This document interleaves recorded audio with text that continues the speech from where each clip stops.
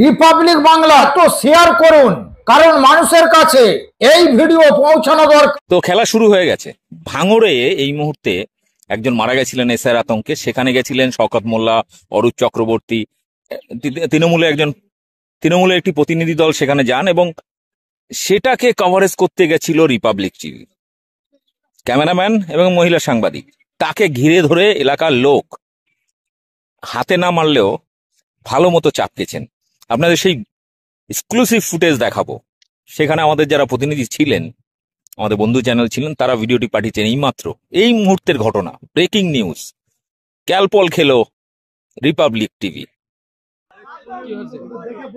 আর বাংলার বিজেপির দালাল মোদির জুতো চাটে এখানে খবর করতে এসছে। এই আর বাংলা ওরা দেশের ভালো কিছু দেখতে পায় না, শুধু হিন্দু মুসলমান দাঙ্গা লাগায়। তারা হিন্দু মুসলমান বিভাজন করে, ওদের কোনো কাজ নেই। এরা বিজেপির দালাল, বিজেপির পা চাটে এই আর বাংলা। এদেরকে কোনো বাইট দেওয়া তো দূরের কথা, এদেরকে দেখলেই তেড়ে পার করা উচিত। এই মুহূর্তে দেখতে পাচ্ছেন মানুষের ক্ষোভের মুখে আর বাংলা, আর বাংলার যে দুই রিপোর্টার মানুষের ক্ষোভের মুখে পড়েছে দেখতে পাচ্ছেন।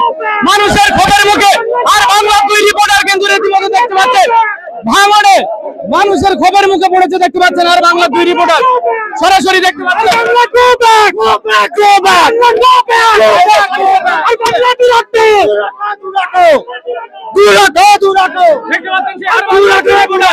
আর বাংলার দুই রিপোর্টার রীতিমতো তাদেরকে কিন্তু এসকর্ট করে নিয়ে যাওয়া হচ্ছে ভাঙড়ে এসে।